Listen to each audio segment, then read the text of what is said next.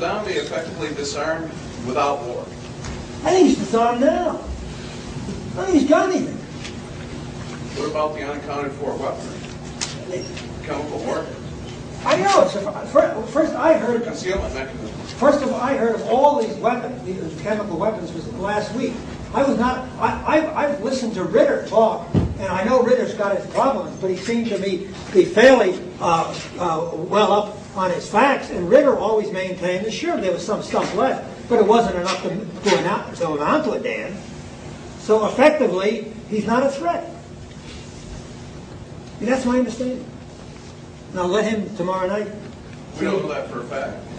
Excuse me? That's not a fact. That's Well, yeah, it is a fact, because look, I told you the kind of war we fight. You have an idea of how much power we have. What the heck is he going to do with these weapons? Suppose he's got an atomic bomb, and he even hints that he's going to do anything with it. You'll level the whole country. I mean, to me, that as an American, I'm 70 years old, that's what's so impressive to me, is that this is a different country. We make no bones about the fact that we'll wipe them out. So what purpose would he possibly have if he's got the weapons and using them? You tell me. But he continues to develop some type of capability. It's a question of what is he developing weapons? He lives in a neighborhood where everybody's got them. The Israelis have them. The Israelis have chemical weapons. The Israelis have biological weapons. Now, I don't know, but I assume the Syrians are also trying to get them. I'm sure the Egyptians are. I think you always have to put this thing into context. Is he trying to develop weapons so he can defend himself against the Iranians who hate him, against the Syrians who also don't like him, against all his neighbors, or is he trying to, or is he, as the president is presenting, a megalomaniac? I don't think he is.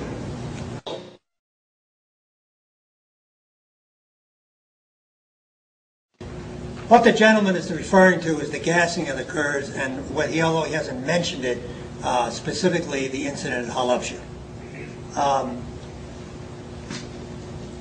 Two things we know about Halabja. For those of you who don't know what Halabja is, it was an incident that occurred toward the end of the Iran-Iraq War in which civilian Iraqis, mostly Kurds, were killed with chemicals in a battle that occurred in the north of Iraq in the Kurdish territory. Is this different from the Marsh Arabs? Yeah, okay. Both as the Shias, Arabs. Okay.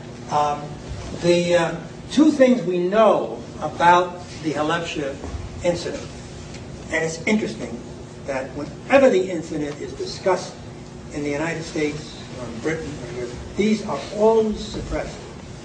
These two facts. One, it was a battle. The implication is, whenever you read about it, that it was a wanton attack by the Iraqis on the Kurds because they were Kurds, and consequently it was genocide. It was not. It was a battle. The Kurdish group under Talabani Kurds, had sided with the Iranians and had enabled the Iranians to infiltrate the city of Halabja by night. In the morning, they burst from their hiding, they overwhelmed the garrison, they drove the Iraqis out. Now, that is much we definitely know. That occurred. The DIA, the Defense Intelligence Agency here in the United States, did a study of what went on in that battle immediately after the battle occurred. And they concluded, on the basis of the condition of the bodies, that the Kurds were killed with a certain type of gas which the Iraqis did not have, but the Iranians did have. And therefore, they said that it was the Iranians that killed them.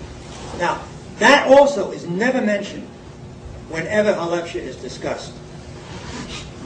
I'm not taking a brief for the DIA.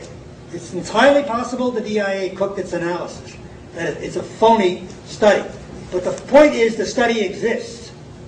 The United States government backed it at the time, and as a consequence, we never made much of the whole incident at Halabja until after the war. After the war, Halabja, the whole thing was retold. The whole story was retold. It became a genocidal attack.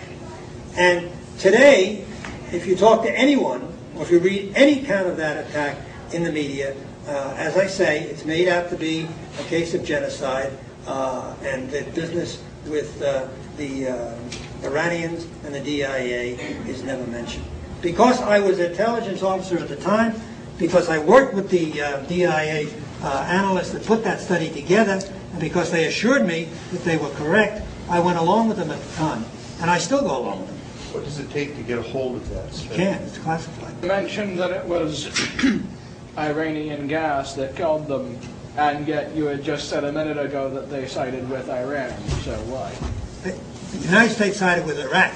The Kurdish group that had sided with Iran. Oh, The Kurdish because the town went back and forth, Okay. and both sides used gas. The Iraqis used mustard gas, and I believe the Iranians used a blood agent. Okay. So that was the basis, the determination. So more or less they were killed in the crossfire. You can't exonerate the Iraqis because they were using gas too. Okay. The only thing you can say is that this was a tragedy of war. Okay. It was not a deliberate case of genocide.